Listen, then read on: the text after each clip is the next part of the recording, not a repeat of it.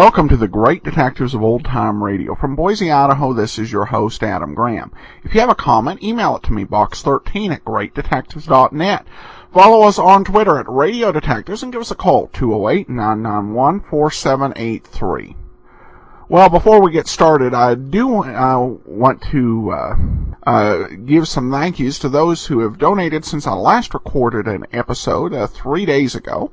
So we've received donations from Mark, David, Ross, Jim, Val, Tom, Helen, Chandler, and Ariana. Well, thank you so much for your support, and every one of them will receive access to our premium site, which we provide to anyone who gives a tip of $7 or more. And now we're going to turn to today's program, yours truly, Johnny Dollar. I misspoke last week. I said we only had 3 episodes of yours truly, Johnny Dollar left. We actually have 4 counting today's. The Maynard Collins matter. This one is going to be a little tough because there's a couple spots where the sound quality is low. Plus, the beginning of the show is missing. But thanks to John Abbott's book, The Who Is Johnny Dollar Matter, we do know how the story begins.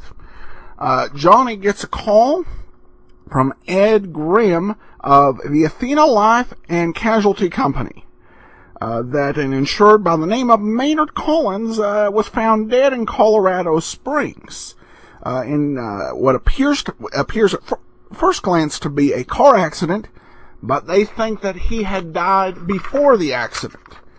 And the beneficiary is the wife, Delia Collins. So Johnny flies out to Colorado Springs and goes to meet with Lieutenant Anders of the police force out there. And that's where our story begins. Again, sound quality is not the greatest, so we do the best we can here. But here now is, joined in progress, the Maynard Collins matter. Suppose you tell me how much you know. Miss Ann Collins was dead before the double indemnity clause in his policy. We'll find out. You could have saved yourself a trip for we. Now, I'll tell you when off a canyon road a little after 10 o'clock that. Coroner's report 2 hours when the accident occurred. There's a blunt instrument. Someone back 2 hours later, that car drops off at his wife. Apparently wasn't home. He brought her home about 11. That's Jack's. Cab picked her, drove them home. She's been into her, doctor says. We drive over there and see her any time now. Drive over there? Oh, Maynard. That's about 5 miles nearer them. Only some people live there up the top of the little canyon. Narrow. There's a lot of quick turns first turn. Uh-huh. Crash. Is he the only one who heard of this? That's not too surprising. Look up the top of the canyon. It's naked at the first turn of the road below Collins. No one lives in between them. After Pinkert, there isn't much the rest of the way into Manitou. Pretty ice on the road is, but it comes out right on Manitou's main drag. If you know how to handle that road, you could get right in the center of things in 3 minutes. Suppose we go out there, see Mrs. Collins. You can see the layout yourself. Fine. Oh, does she know yet that her husband was murdered? Yeah. Doc told her a little while ago.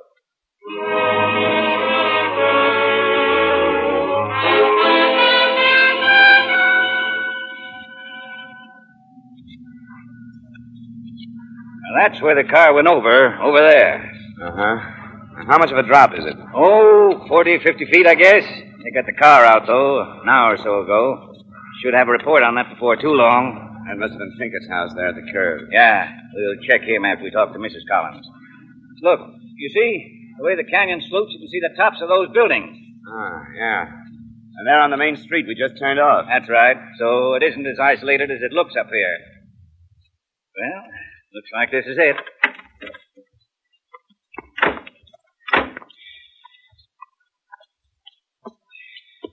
This altitude will cut your wind. Oh, I got to live 5 or 10 minutes up here. Never noticed it. Takes a while to get used to it, all right. Yes? Lieutenant Anders, to see Mrs. Collins. Oh, sure. Come in. This is Mr. Dollar. Hello. How I'm you doing? Ralph Turner, Aunt Delia's nephew. She's this way, living here. Aunt Delia, this is Lieutenant... Lieutenant Anders, Mrs. Collins, Colorado Springs Police. Oh, yes, Lieutenant Anders. And this is Mr. Dollar. He represents your husband's insurance company. I see. Mrs. Collins? Well, sit down, gentlemen. Ralph, please, all of you. Where's your mother, Ralph? I think she's in the kitchen. She thought you ought to try to eat something. Oh, my. Tell her not just yet. Tell her I'd like for her to be here. All right, Aunt Delia. Well, none of us know what to do, you know. It's just unbelievable. I'm very sorry, Mrs. Collins. Thank you. Now, is there some question about the insurance, Mr. Dollar? No, not really, Mrs. Collins. Since the accident wasn't the cause of your husband's death, there's no question about it at all. I'm just here to get a complete report for the company. Well, I know Maynard was very prompt about payments. The policy's in order, Mrs. Collins. Oh, this is my sister, Mrs. Turner, Lieutenant Anders, and Mr. Dollar. Oh, how do you do? I imagine these gentlemen want to ask some questions, Ada. I wanted you and Ralph here in case I forget anything. Oh, of course, dear. Anything we can do. You got back to the house at 11 o'clock last night, Mrs. Collins. In a taxi, I understand. That's right. I've been gone all evening. It must have been around 7, wasn't it, Ada? Just about exactly 7. You see, our Thursday nights are a regular ritual with us. They always time out just about the same, don't they, Ralph? Yeah, just about.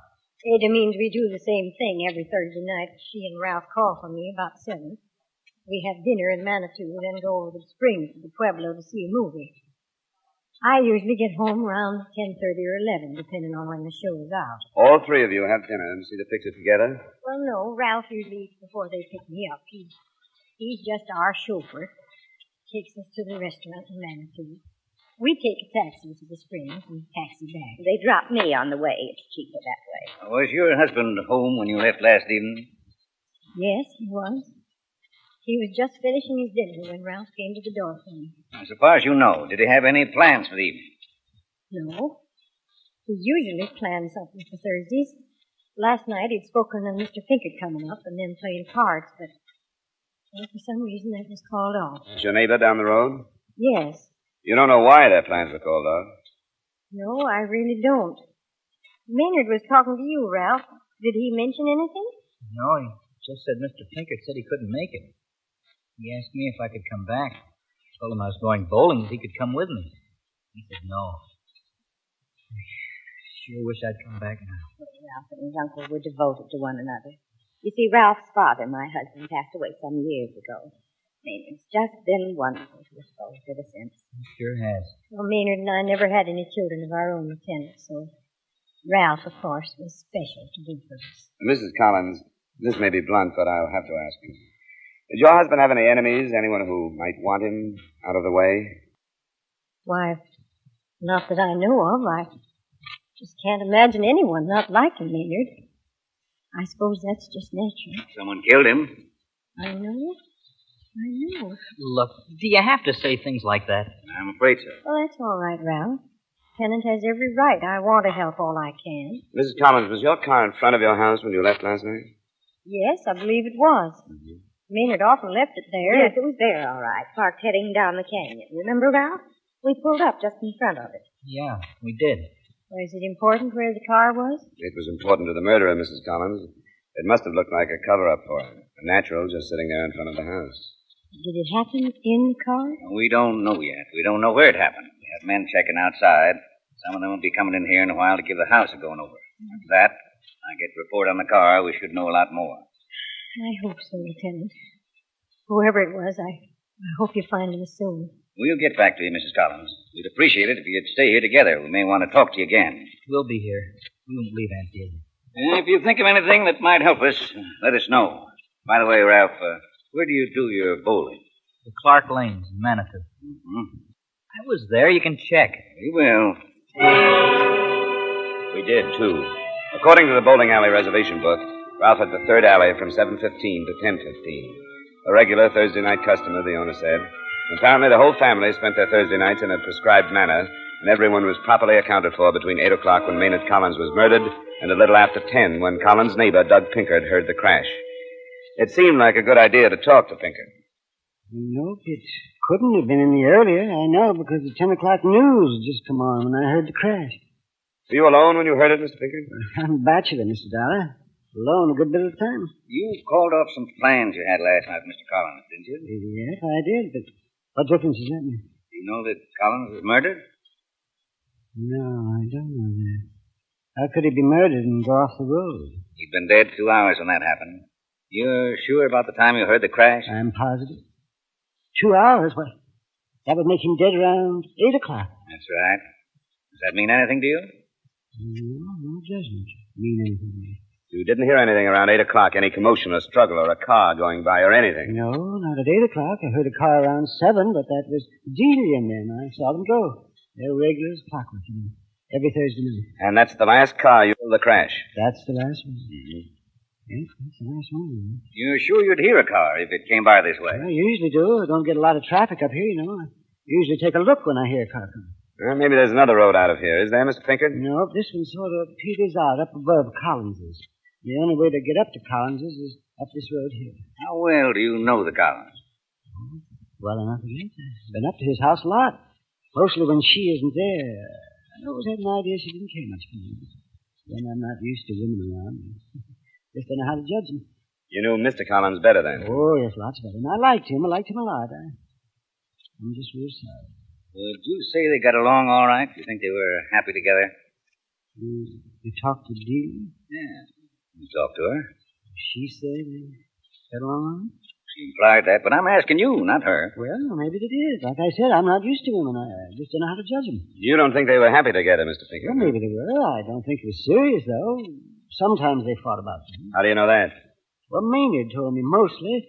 And then a couple of times I wandered in up there, and they'd be going at it a little, About anything in particular? No, I wouldn't say so. I don't remember anything in particular. I try to stay out of things like that. Just get along. Did you ever hear them going at it about money? Oh, I guess, yes. Yes, money. Well, that's all. I was fixing to go for a climb. That's the way I spend most of my time, No reason why I shouldn't go now, is there? Mr. Pinkett, do you have any idea who would kill Mr. Collins?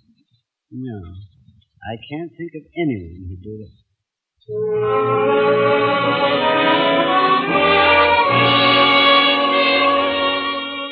Somehow I had the idea that Pinkett was ordinarily a man of very few words, that he'd said more in the last 10 minutes than he had for the last 10 years, but you never know. Anders was pretty stumped. I didn't blame him. No scene of the crime, no murder weapon. No one wanted Collins dead. It wasn't going to be easy. Back at headquarters, a new development was waiting for us. His name was Clint Bingham. I was on a service station, Manitou. Maynard, Mr. Collins, called me about 7:30 last night. Told me he had a flat tire he wanted me to come change. I was low and had a couple of customers, and he told me to come up when it goes up for the night, and I did. What time was that? It was right at 8 o'clock. Well, Well, I get up there, knock on his door, lights around the house, and then he comes to the door. Figure he's gone somewhere, but the back.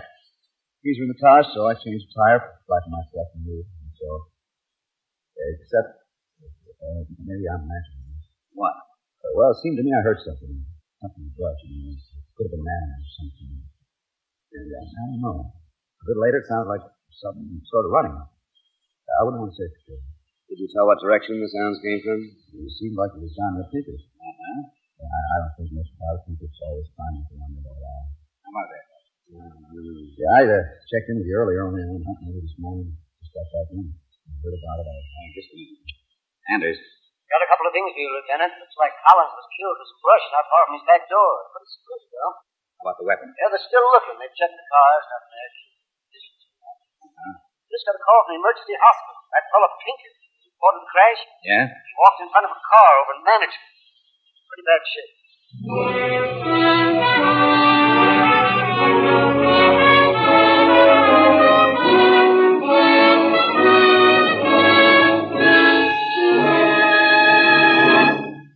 We will return to yours truly, Johnny Dollar, in just a moment.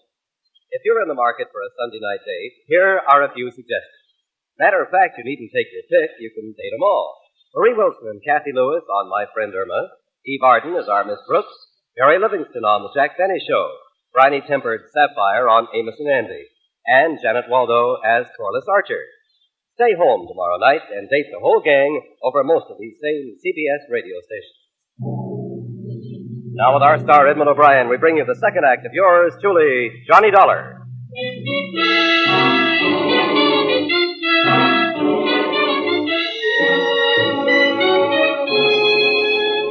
It was going to be a while before Pinkett would be in condition to talk.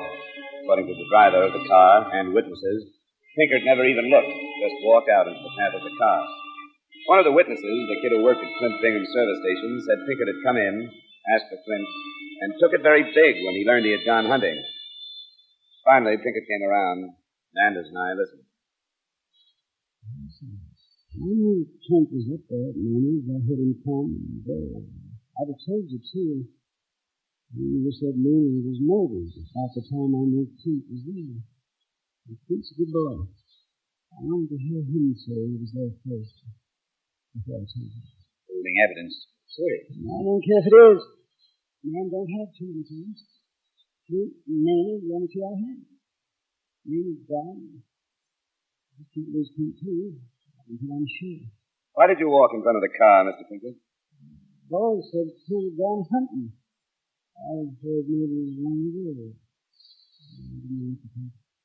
I didn't see any car. Clint says he heard someone running near your house when he was changing Collins' tire. Is that you, Pinkett? It was not. I never left the house last night. Suppose you did leave the house. Suppose you killed Collins out behind his house. Clint came, he interrupted you, so you ran. You knew he might have seen you. So today you had to get to him before he got to us. Why would I kill him? Why would you kill him, Pinkett?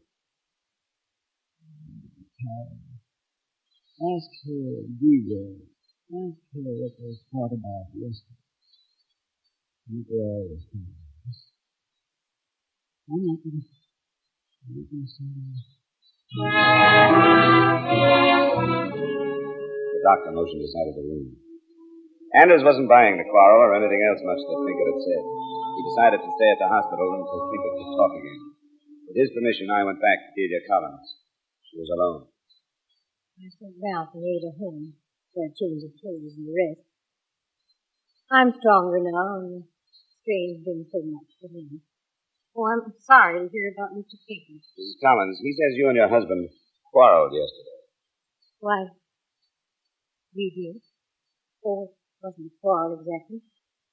I had my opinions, and Maynard had his. I'd really forgotten Mr. Pinkett was a woman and nothing.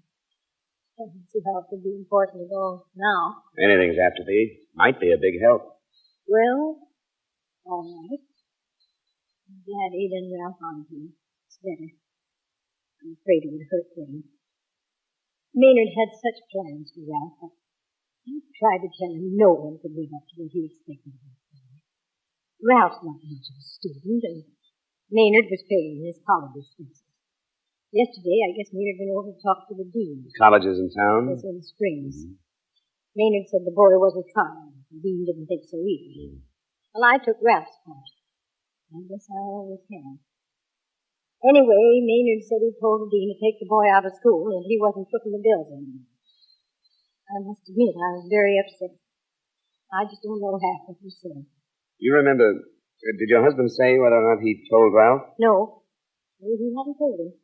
I begged him not to. He said that was up to the dean. I thought maybe he'd send him down there and change his mind.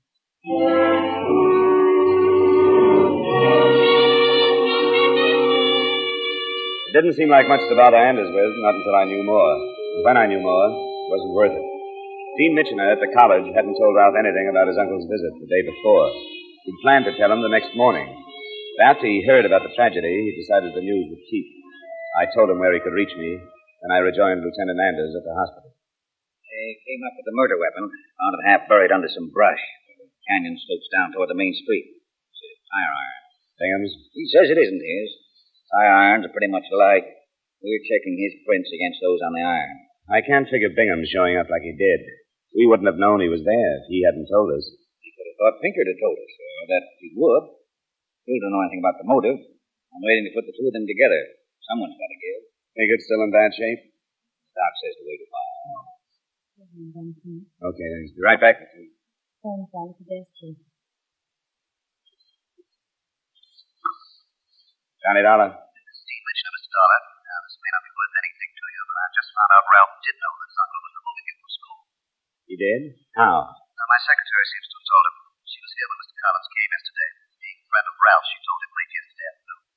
Something about she thought she should warn him. I see. Well, I certainly appreciate your calling me, Dean Mitchell. I'm very upset about this breach of trust, Mr. Dollar. I want you to know that I intend to do something stringent about it. Now, don't be too hard on her, Dean. She may have done us all a favor. And as Ralph did know Collins was taking him out of school. Dean's secretary told him. He did, huh? It's the nearest thing to a motive we've got. Yeah. How about the bowling alley? I was there 3 hours last night. I'd like to check there again, if it's okay with you. Go ahead. I'll try anything. I'll have him picked up and brought here.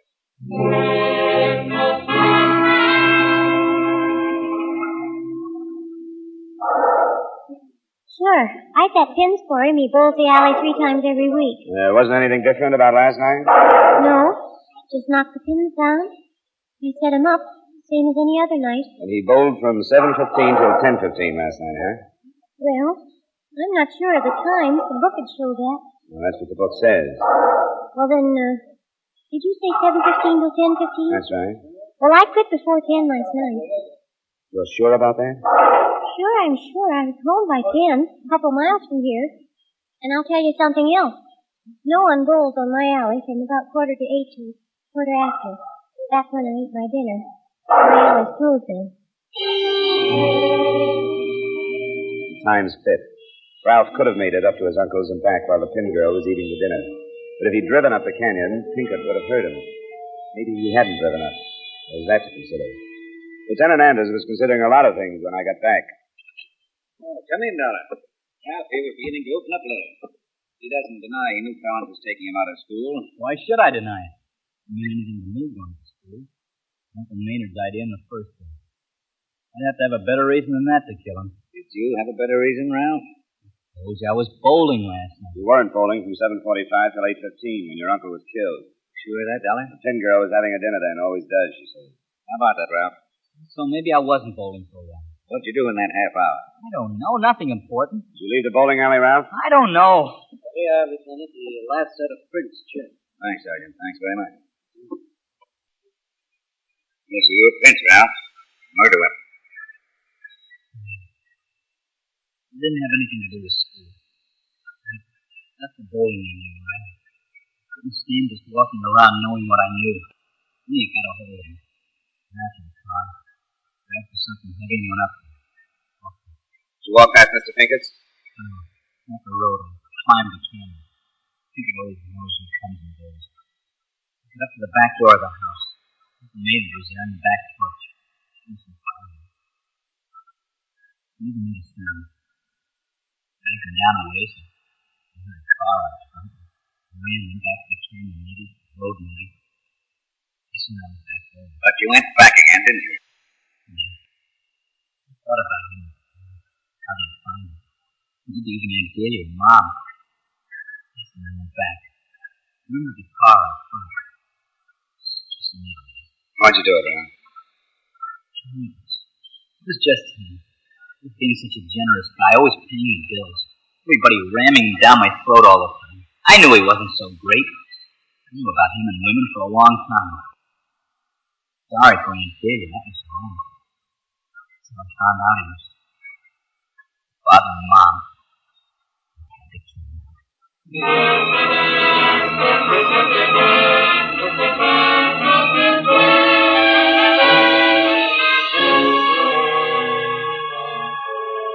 Ralph's mother corroborated his story, and when they got through telling it to the jury, it was a very quick decision for a justifiable homicide. Expense count item 2, $175, transportation back to Hartford. And miscellaneous expense account total, $310. Remarks? The company need only pay the straight life value of the policy. The double indemnity clause was never even a factor in the case. In view of the real factors involved, I can wish that Maynard Collins had gone over that canyon in an accident. It would have been cleaner and kinder all the way around. That's truly Johnny Dollar.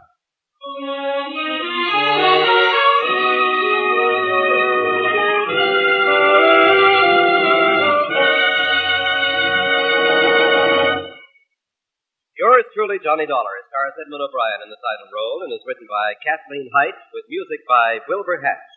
Edmund O'Brien can now be seen starring in the Paramount Pictures Technicolor production Silver City. Featured in tonight's cast were Ed Begley, Gil Stratton Jr., Jeanette Nolan, Virginia Gregg, Howard McNear, and Hy Everbeck. Yours truly, Johnny Dollar, is transcribed in Hollywood by Jaime Del Valle.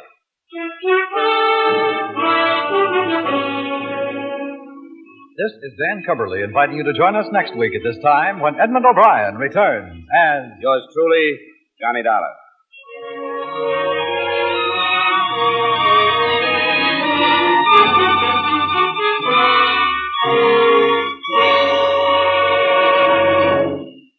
This is Edmund O'Brien again. I'd like to speak to you for a moment about one of the most important duties of American citizens. Today, every American has an opportunity to share in our common defense effort. And right now, this opportunity has become a duty for all of us. The armed forces of the United States need blood, our blood. The Korean campaign has gravely depleted the supply on hand, and this must be replenished if we are to afford our servicemen the protection they are giving us. No matter what your age, sex, or station in life, you can contribute to American defense by donating a pint of your blood to the men of your Army, Navy, Air Force, or Marines. Call your local blood donor center or Red Cross chapter today for an appointment. Remember, your donation of blood may save the life of a wounded serviceman. Give your blood today to save a life tomorrow.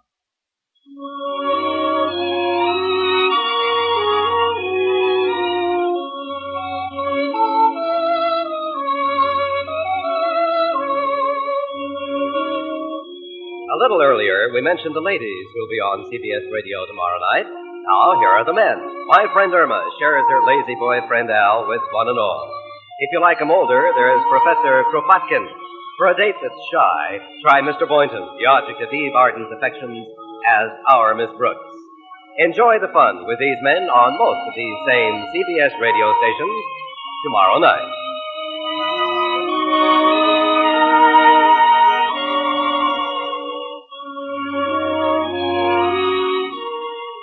This is the CBS Radio Network.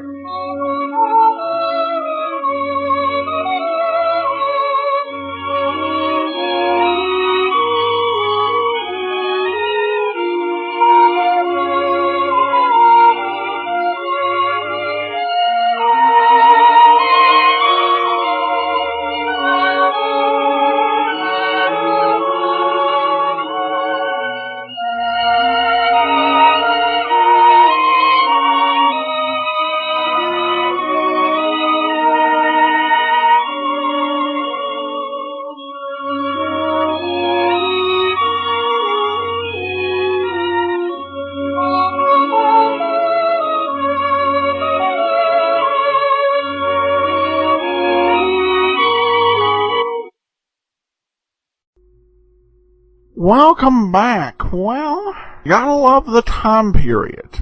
Bothering Mom made the whole case justifiable homicide, though they may have been being delicate. I was a little unclear on the end, too, because they said the jury returned with a verdict of justifiable homicide. Now, usually, when we think of the main trial juries, they return with either guilty or not guilty. They don't find justifiable homicide. Though a coroner's jury might. Though I don't know if they would in this case. But an interesting episode. If a bit fragmented, I do apologize for the sound on this one. But hopefully it'll be better next week. Alright, well now we turn to listener comments and feedback. Margaret asks, is the Johnny Dollar music, particularly the 5-part episodes, the same music used in Fantasy Island?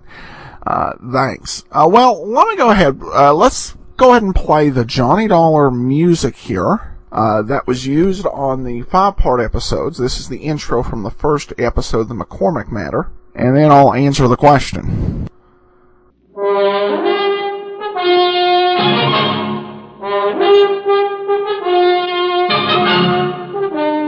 Welcome to Johnny Dollar. Beginning tonight and every weekday night, Bob Bailey in the transcribed adventures of the man with the action-packed expense account. America's fabulous freelance insurance investigator. Yours truly, Johnny Dollar.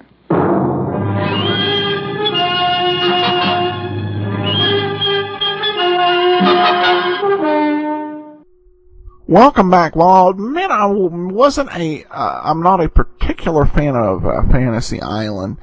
I could, I've read descriptions on it and could probably get into it. I just have never had the fortune to be able to catch the reruns. But I did find a clip of the show on YouTube and the opening there. And to be honest, it really didn't sound like it. The first movement kind of sounded a little bit like it, but it was a lot softer, and then the tune went off in another direction.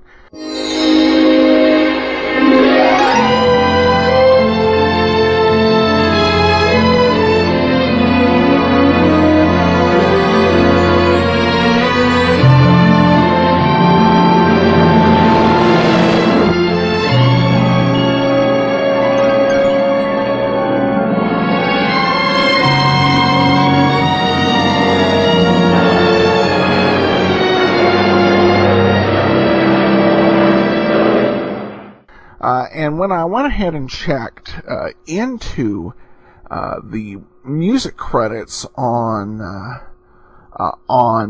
the Fantasy Island show, there was nobody there I recognized who would have been a likely musical influence over Johnny Dollar. That's not to say that the theme is original to Johnny Dollar. It's actually was used on the Dick Tracy television show before it aired on Johnny Dollar over the radio. The Dick Tracy television show with Ralph Bird that aired in the very early parts of the 1950s. We do have an email from Anita who says, I've been listening to your show since the beginning. Nice to see your podcast grow. You have such energy and passion for great detectives. Thank you so much. And thank you, Anita. Keith writes, I love these old shows. I especially like it with the old ads in them. It gives it a sense of time and place. I miss Box 13, but Let George Do It and Johnny Dollar are great. Rogues Gallery is basically good, but I guess I've grown used to the goofy Cloud 8-bits. I have to admit, I don't always listen to the commentary, mostly because I want to get the whole radio program in before I get to work. Anyway, Adam, thanks for the efforts every week and keep them coming. Well, thanks so much, Keith. That'll about do it for the listener comments. I do have a programming note coming up next week. If you saw on the counter, this is episode number 495, which means next week we'll hit episode 500. Well, for our 500th episode, we'll have a special 8 days from today, Saturday following, on September 24th. And it's a Lux Radio Theater episode, To the Ends of the Earth. It's a 1-hour episode starring Mr. Dick Powell in a bit of a different role than the Richard Rogue and Richard Diamond role. This one's very realistic and educational as well as relevant to today. It's an hour-long special. I hope you will be listening on next Saturday, the 24th. You definitely want to check that out. But that'll do it for this week. Join us back here next week for our 500th episode, another episode of yours truly, Johnny Dollar. And of course on Monday it'll be back to Barry Craig, Confidential Investigator. If you have a comment, send it to box13 at greatdetectives.net. Follow us over on Twitter at Radio Detectives and give us a call, 208-991-4783. But from Boise, Idaho, this is your host, Adam Graham, signing off.